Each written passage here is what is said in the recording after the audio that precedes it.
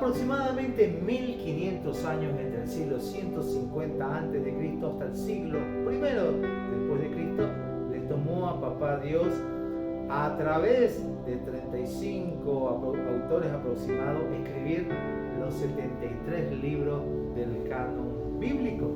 Y es que Dios, a través de la inspiración del Espíritu Santo, tomó a escritores de infinidad de cultura, infinidad de conocimiento, infinidad de diferentes idiomas, para que entre todos, a través del mismo Espíritu, puedan unificar su mensaje de redención, su mensaje donde nos muestra su identidad, su corazón, su voluntad. Y es que esta inspiración que utilizó un lenguaje canónico es lo que hoy en la actualidad tenemos como por Biblia. Y toda esa inspiración que ya fue dada nunca se puede contradecir con cualquier tipo de revelación que podamos tener hoy nosotros en la actualidad. Es por eso que tenemos que tener nosotros el cuidado de que nosotros la interpretación que podamos darles a la Escritura siempre tiene que ser guiada por el Espíritu Santo, pero para tener el entendimiento correcto de las Escrituras tiene que ser dado a través del magisterio y la tradición que ha sido dada por los padres de la iglesia. Y hoy tenemos infinidades de escritos, hoy en el internet también tenemos infinidades de páginas de la cual nos expresan esa transmisión moral y esa transmisión escrita que nos permite a nosotros recopilar desde tiempos inmemorables lo que quiere Dios para cada uno de nosotros, para identificar y mostrarnos su verdadera identidad. Muchos corremos el riesgo que a veces nosotros queremos hacer una interpretación según nuestro pobre conocimiento, según de nuestra pequeña objetividad, y mucho peor cuando queremos nosotros hacer doctrinas con pequeños versículos, queremos hacer teología con pequeños pasajes. Es por eso que tenemos que tener nosotros el acompañamiento correcto en comunidad y en la iglesia para tener un correcto discernimiento de lo que es la palabra de Dios. Nosotros no podemos hacer teología de un versículo, no podemos hacer doctrina, y lo que es peor, nosotros queremos imponer nuestra voluntad o queremos justificar también nuestra acción con solamente un versículo bíblico. Y es por eso que también tenemos esa connotación divergente de nosotros, que no queremos estudiar, no queremos leer, no queremos profundizar la palabra de Dios, porque decimos que los que estudiosos, los teólogos son los que se envanecen y no demuestran ninguna vida espiritual, siendo tan aberrante esa afirmación, porque todo ha sido inspirado por el Espíritu Santo. El Espíritu Santo quiere que cada uno de nosotros tengamos el verdadero conocimiento de lo que quiere decir a través de la comunidad, a través de la iglesia. Y hoy más que nunca tenemos que reconocer que esa guía tiene que ser dado en una sola unidad, con diferentes criterios, pero una sola unidad, que es el Espíritu de Cristo. Hola mi hermano, ¿cómo estás? Bienvenido a lo que es la reflexión de este tercer domingo del tiempo ordinario. Hoy celebramos lo que es el día de la palabra de Dios en este año jubilar. Y la vamos a proclamar a través del Santo Evangelio de San Lucas capítulo 1 y capítulo 4.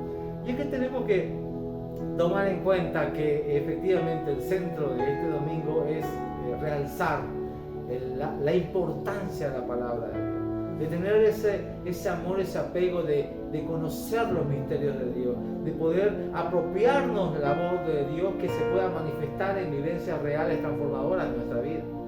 Cuando analizamos el prólogo del inicio del Evangelio de Lucas, del capítulo 1, nos hace referencia a Lucas, que decía que aparte que muchos ya quisieron escribir lo que habían vivido con Jesucristo, él también quiso tomar con diligencia, con investigación, con ciencia, poder recapitular también toda la experiencia, testimonio, lo que vivieron ocularmente, la vivencia con Jesucristo, poder también tomar los escritos de los teólogos, de los padres de lo que es la educación de la palabra de Dios. ¿Para qué? Para poder armar este maravilloso libro.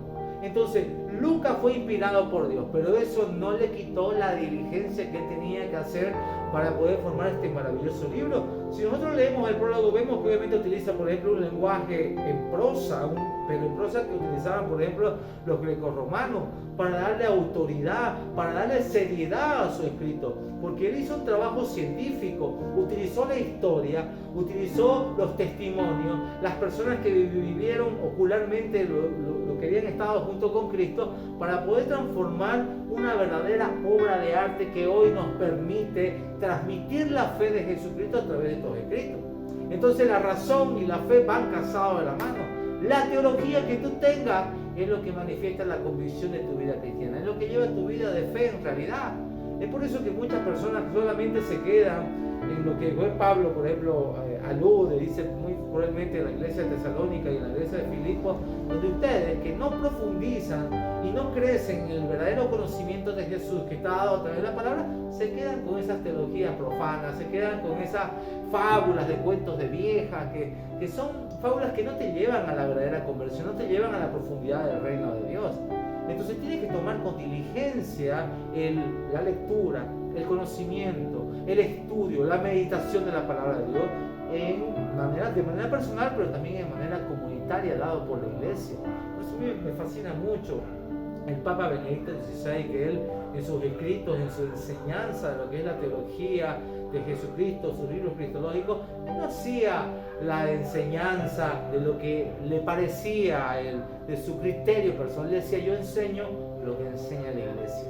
Y la iglesia es eso, es una vida de comunidad, es una vida donde todos tienen diferentes carismas, como dice la segunda lectura, cuando Pablo le escribió a la iglesia de Corinto. Cada uno tiene un carisma especial, una función específica, pero todos están unificados con unos ligamentos que es dado por el Espíritu de Cristo, que es la cabeza del cuerpo. Hace la metáfora del cuerpo, donde cada elemento, cada parte del cuerpo tiene una función específica.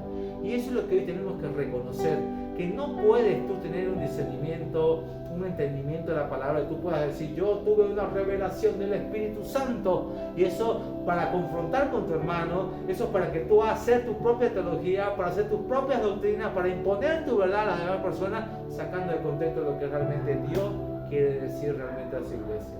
La revelación del Espíritu Santo, que es del mismo Espíritu, nunca se puede contradecir con el consejo y el mensaje completo que ha sido dado por la palabra de Dios. Y es por eso que nosotros necesitamos, para adorar, para entregar nuestras vidas a Dios, tenemos que conocerlo más. Como decía Jesucristo a la samaritana: no, ustedes los samaritanos adoran lo que no conocen. Y eso nos pasa a veces a nosotros. Cuando nosotros adoramos sin conocer, nos vamos a los formulismos, nos vamos a lo que ya conocemos, hacemos repeticiones, nos aburrimos, y por eso es lo que hoy en adelante tenemos las iglesias vacías. ¿Por qué? Porque comenzamos a practicar formulismo y no hay la verdadera adoración dada por el conocimiento de la palabra en tu corazón, que te hace conocer más a Dios. Para el pueblo de Israel, lo que menos pensaban cuando le decían la palabra oración era lo que hoy nosotros pensamos que adorar es cantar con alabanza suave. Para el pueblo de Israel, adorar a Dios era comprender su ley. Eso lo vemos en la primera lectura en el libro de Nehemías, ¿no? En el momento de que el pueblo fue rescatado de Babilonia, nuevamente restaurado, y en ese momento Esdras y Nehemías y con los levitas reúnen al pueblo para nuevamente redescubrir la palabra de Dios, la ley de Dios. Y cuando comenzaron a leerla y a explicarla, entró el conocimiento. Cuando entra el conocimiento en el corazón de la palabra de Dios, es donde sobreviene una verdadera adoración orgánica. Y eso es lo que tienes que entender actualmente, que hoy la adoración quizás se ha venido muy abajo por el poco conocimiento de la identidad de Dios que está dado a través de su palabra, a través de la comunión con la iglesia. Y es que todo lo queremos hacer solos, todos somos autosuficientes. Necesitamos de cada miembro del cuerpo para nutrirnos del mismo espíritu que dado por la cabeza, que es Jesucristo, que nos permite a nosotros tener el crecimiento de la plenitud de Jesús. Hoy más que nunca, yo te invito, mi hermano, a que, como decía también la segunda parte del Evangelio, cuando Cristo te dice, la palabra de Dios tiene cumplimiento. Cuando Jesús decía y se presentó a la sinagoga lleno del Espíritu Santo, esa acción del Espíritu Santo se manifiesta en todo el paso de la salvación, ¿no? Desde la concepción, el bautizo, las tentaciones. Hoy lleno del Espíritu Santo, el contrito está dado a los que están oprimidos por las enfermedades, por la justicia del mundo, pero también a los oprimidos por el pecado, por las infestas del enemigo que viene a destruir nuestra vida.